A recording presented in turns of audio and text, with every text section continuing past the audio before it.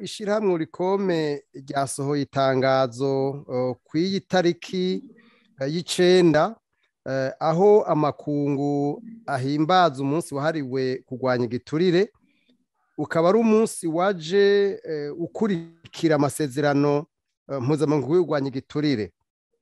Uyu munsi rero ushitse mu gihe igihugu c'u Burundi catunganije inama idasanzwe yiswe Forum National sur le Développement du Burundi.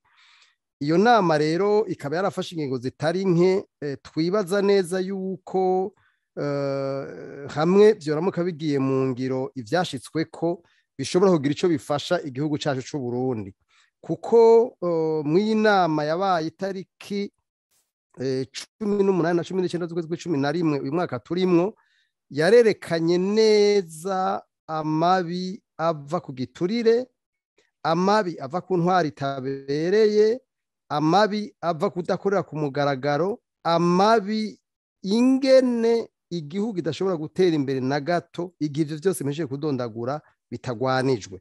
Arico gituma twaciye dufata kano kanya kukwibutsa ivyavuye mw'izi nama zose zakozwe, kuko tubona ko bishobora kugirira akamaro igihugu.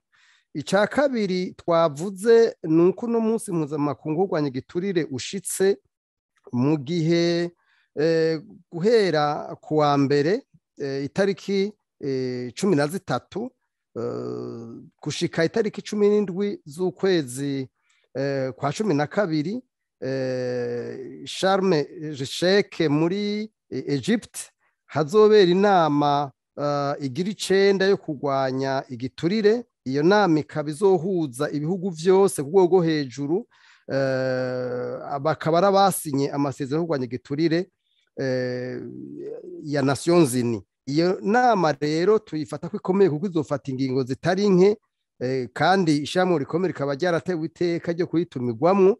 Tukizera neza yuko amabi mpejeje kudondagura yo kurwanya igiturire n'intwaro mbi bishobora kuzofatirwa ingingo, naho tuzi yuko abagira igiturire nabone batavyorosha. Ica gatatu twavuze mu rwandiko nuko hatunganijwe kandi inama yatunganijwe n'umukuru w'igihugu ca Amerika Joe Biden. Iyo nama nayo ikaba yerekeye intwaro rusangi, ikaba yatanguye kuno munsi ikazoshika ejo, no kuvuga itariki 9 n'itariki 10, ikaba yatumiwemwo mu bihugu birenga 100.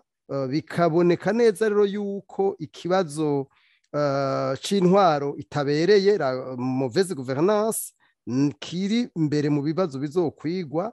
Tukizera neza rero yuko no ngaha hazofatirwa ingingo, cane cane bagafatira nko kuvyabaye itariki 20 z'ukwezi kwa gatandatu umwaka w'igihumbi 1990, aho umukuru w'igihugu c'Ubufaransa François Mitterrand yatunganije inama yitiriwe Labor, ariho hafashwe ingingo yuko ata aide au développement zafashanyo zijirabi vy'iterambere zizosubira guhabwa ibihugu bitemeye kuja mu nzira ya demokrasi.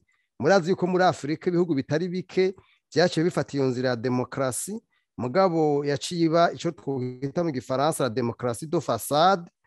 Tukizera neza yuko iyi nama itunganijwe na leta z'ubumwe za Amerika iza gushira umuco kw'ivyo bibazo vyose duhejeje kudondagura bijanye n'intwaro itabereye, ariyo mwansi wa demokrasi. Icanyuma arico ca kane nuko mu rwandiko twashizemwo ko tutoshobora kuvuga ibijanye n'umunsi mukuru wo kurwanya igiturire kw'isi tutibutse uwahora ari cegera c'umukuru w'ishirahamwe rikome Ernest Manirumva yagandaguwe bunyamaswa, ku buryo mbere n'abamugandaguye kugeza nino saha ishirahamwe rikome rikirondera ubutungane, ari naco gituma urubanza rwaciwe itariki arico gituma urubanza rwaciwe mu mwaka wa 2003. Murabizi ko yari yagandaguwe itariki 9 z'ukwezi kwa ndamukiza umwaka wa 2009. Ubwo rumanza rero rumaze gucibwa, ishirahamwe rikomeye ntiryarushimye kuko twaciye twunguruza muri sentare gasamburamanza la cour de cassation ya sentare ntahinyuzwa, aho kugeza n'uno munsi uhereye mu mwaka wa 2013 ubwo rubanza ariyo rukiri, ni ukuvuga imyaka hafi 9, kugeza n'uno munsi ntituraronka insiguro y'ingene ubwo rubanza leta ubutungane bwase kuruca. Twebwe rero tukabona neza yuko hari ikibazo cyane kijanye n'ibijanye n'ivy'intwaro ibereye. Tukizira neza yuko leta ya Ndayishimiye izokora ibishoboka byose kugira ngo ubutungane bwigenge, hanyuma uno munsi w'itariki 9 aho twibuka umunsi mpuzamakungu wahariwe kurwanya igiturire n'amabi ava ku giturire, twizere neza yuko leta y'u Burundi igira icyo ikoze kugira ngo ibi bintu twashyize muri runo rwandiko bishobore gutorerwa umuti.